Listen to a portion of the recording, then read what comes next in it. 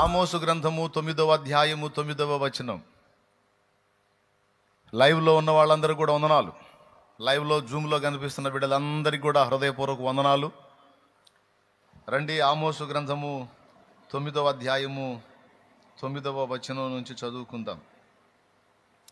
నేను ఆజ్ఞయ్యగా ఒకడు ధాన్యము జల్లెడతో జల్లించినట్లు ఇశ్రాయేలీయులను అన్యజనులందరిలో జల్లింతును గాని ఒక చిన్న గింజ అయినను నేల రాలదు. దేవునికి స్తోత్రం. మళ్ళీ చదువుతున్నాను. నేను ఆజ్ఞయ్యగా ఒకడు ధాన్యము జల్లెడతో జల్లించినట్లు ఇశ్రాయేలీయులను అన్యజనులందరిలో జల్లింతును గాని ఒక చిన్న గింజ అయిన నేల రాలసంతో స్తోత్రాలు చెప్దామా మనస్ఫూర్తిగా? నీరసం రోగుల్లాగా చెప్పు, సీదర పుడుతుంది నాకు. అసలు జీవంగా చెప్పండి, చెప్పండి గట్టి. స్తోత్రం స్తోత్రం స్తోత్రం స్తోత్రం. అది అట్లా చెప్పాలి స్వరం అయితే. టీబీ పేషెంట్ లాగా ఆయాస పడతాయి, స్తోత్రం స్తోత్రం అన్నట్టు అట్లా చెబుతారు. ఎందుకు స్తోత్రం? చప్పళ్ళు కొడితే గట్టి కొట్టాలి, స్తోత్రం చెబితే గట్టిగా చెప్పాలా? ఇప్పుడు వదిలే, ఇప్పుడు వదిలే. చదువుకున్న వాక్య భాగములో దేవుడు తన ప్రజలని అన్యజనులలో నుండి ప్రత్యేకపరుచుకునేటువంటి ఘట్టాన్ని గురించి పలికించినటువంటి వాక్కుని ఇప్పుడు మనం చదువుకున్నాం. ఒకడు జల్లెడ తీసుకొని జల్లిస్తే పొట్టంతా రాలిపోయి గట్టి గింజలన్నీ జల్లెడలో నిలబడతాయి. అలాగా అన్యజనులలో నుండి నా ప్రజలందరినీ కూడా నేను జల్లిస్తాను, ఒక్క గింజ అయినా రాలదు, ఒక చిన్న గింజ కూడా రాలిపోదనే మాట దేవుడు మాట్లాడటం ఎంతో గంభీరమైన విషయం. యోహాను సువార్తలో యేసు ప్రభువారు ఒక అద్భుతమైన మాట అన్నాడు. ఇది ఆనాటి ఇశ్రాయేలును గురించే కాదు, ఈనాడు మనకు కూడా అది వర్తిస్తుంది.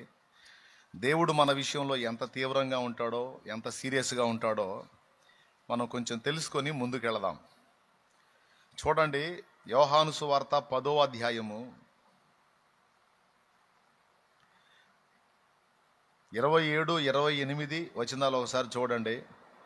నా గొర్రెలు నా స్వరము వినును, నేను వాటిని ఎరుగుదును, అవి నన్ను వెంబడించును, నేను వాటికి నిత్య జీవమునిచ్చుచున్నాను గనుక అవి ఎన్నటికి నశింపవు. ఇక్కడ ఒక అద్భుతమైన మాట, అవి నశింపవు, అవి నశింపవు అన్నాడు. సూపరం.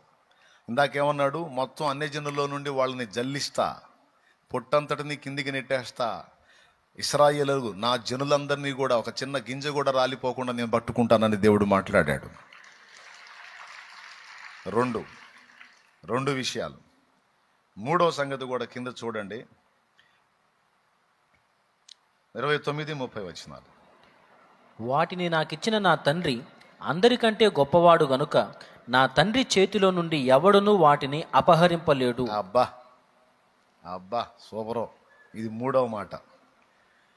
దేవుడు తన ప్రజల విషయంలో ఎలాంటి ఆసక్తి కలిగి ఉన్నాడో, ఎలాంటి దృష్టి కలిగి ఉన్నాడో దీన్ని బట్టి మనం తెలుసుకోవచ్చు. ఈరోజు వరకు మన విశ్వాసయాత్ర ప్రారంభమైన నాటి నుండి నేటి వరకు ఈ విశ్వాస జీవితంలో ఎన్నో ఒడిదుడుకులు, పెను తుఫాన్లు, ఎదురు దెబ్బలు, ఆటుపోట్లు మనకి తారసపడ్డాయి. అయినా వాటన్నిటి నుంచి ఎలా బయటపడ్డామో, నేటి వరకు విశ్వాసాన్ని ఎలా కాపాడుకున్నామో, భక్తి జీవితాన్ని ఎలా కొనసాగిస్తున్నామో మనకు ఒక ఆశ్చర్యకరమైన విషయం అది. ఇక్కడ దేవుని సమాధానం ఏంటంటే, నా చెయ్యి నువ్వు పట్టుకోవటం కాదు, నీ చెయ్యి నేను పట్టుకున్నా. నిత్య జీవానికి నిన్ను చేర్చాలి అనేది, నిత్య జీవానికి చేరాలనేది నీ పట్టు ఎంతవరకు ఉందో అది తర్వాత సంగతి. కానీ నిన్ను నిత్య జీవానికి చేర్చాలనే పట్టు నేను పట్టా. అర్థమైందా? నిన్ను నిత్య జీవానికి చేర్చాలనే పట్టు కొన్నిసార్లు నువ్వు వదిలేశావు, కొన్నిసార్లు నువ్వు దారి తప్పావు, కానీ నీ వెంటబడ్డా, నీ వెంటాడా, నీ కళ్ళు తెరిచి వాస్తవాలు నీకు అర్థమయ్యేటట్టు చేసి, నీ మనోనేత్రాలు వెలిగించి నిన్ను మరలా నా తట్టు ఆకర్షించుకున్నా. ఇక్కడ పట్టుబట్టింది నువ్వు కాదు, పట్టుబట్టింది నేను. నేను పట్టుబట్టకపోతే నువ్వు ఎప్పుడో తెల్లారిపోయేది బతుకు, ఎప్పుడో పొట్టుగా రాలిపోయేవాడి. నేను పట్టుబట్టాను అని దేవుడు స్పష్టమైన తన వాక్కును ఈరోజు మనకు పంపుతా ఉన్నాడు. ఈ 3 మాటలు చాలా విలువైన మాటలు, మనకి గొప్ప ఆదరణ కలిగించేటువంటి మాటలు. ఒకటి, అన్యజనులలో నుండి ఒక్కళ్ళను కూడా మిస్ కాకుండా నా బిడ్డలందరినీ నేను డివైడ్ చేసుకుంటాను, వాళ్ళందరినీ నా జల్లెల్లోకి నేను పట్టేసుకుంటాను అని దేవుడు మాట్లాడాడు. నంబర్ 1. నంబర్ 2, నేను నా గొర్రెలకు నిత్య జీవాన్ని ఇచ్చాను, అవి ఎన్నడూ నశింపవు. 2, మూడవది, నా తండ్రిని మీరు ఎరుగుదురా, ఆయన అందరికంటే అన్నిటికంటే గొప్పవాడు, ఆయన చేతిలో నుండి నా తండ్రి నాకు ఇచ్చిన గొర్రెలను ఎవ్వడు అపహరింపలేడు. ఎందుకంటే వాటిని నా తండ్రి నాకు ఇచ్చి ఉన్నాడు, నా తండ్రి దృష్టి పెట్టున్నాడు అని మాట్లాడాడు. ఈ 3 మాటలు 100% నిజమని మనం ఒప్పుకోక తప్పదు. ఎందుకంటే నా మట్టుకు నేను రక్షణలోనికి వచ్చిన ఆనాటి నుంచి ఈనాటి వరకు దాదాపు 23 సంవత్సరాలు రక్షణలోనికి వచ్చి, ఈ 23 సంవత్సరాల్లో ఎన్ని రకాల పెను తుఫాన్లు నా ఆత్మీయ జీవితంలో, విశ్వాస జీవితంలో ఎదురయ్యాయో నాకు తెలుసు. కానీ ఎన్ని రకాల పెను తుఫాన్లు ఎదురైనా, సుడిగాళ్ళు ఎదురైనా, ఆ రోజు నుంచి ఈ రోజు దాకా కొన్నిసార్లు నేను మత్తుడనయ్యానేమో, కొన్నిసార్లు నేను దారి తొలగానేమో, కానీ నన్ను ఆయన మాత్రం విడిచిపెట్టలేదు.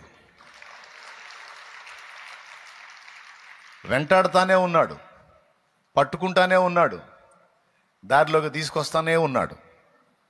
అప్పుడు నాకు అర్థమవుతా ఉంది ఆయన ఇచ్చిన వాగ్దానం ఎంత గొప్పది, ఆయన ఇచ్చినటువంటి ప్రామిస్ ఎంత ఉన్నతమైంది, ఎంత శ్రేష్టమైంది. మాట ఇచ్చి తప్పకుండా ఎలా నిలబెట్టుకుంటాడు నా దేవుడని చాలాసార్లు నేను దేవుడిని స్తుతించుకున్నా. ఈరోజు నిన్ను కూడా స్తుతించమని పిలుస్తున్నా. ఎందుకంటే ఎన్నో పెను తుఫాన్లు నీ లైఫ్లో ఎదురైనాయి, చేదైన అనుభవాలు ఎదురైనాయి, విశ్వాస పరీక్షలు ఎదురైనాయి. కానీ నువ్వు ఎలా మళ్ళా విశ్వాసంలో నిలబడ్డావో ఇక్కడ దేవుని వాక్యమే చెబుతుంది. నీలో విశ్వాసాన్ని పుట్టించిన వాడు యేసు, నేటి వరకు దాన్ని నీలో కొనసాగిస్తున్నవాడు కూడా యేసే. హల్లెలూయా, హల్లెలూయా. రైట్.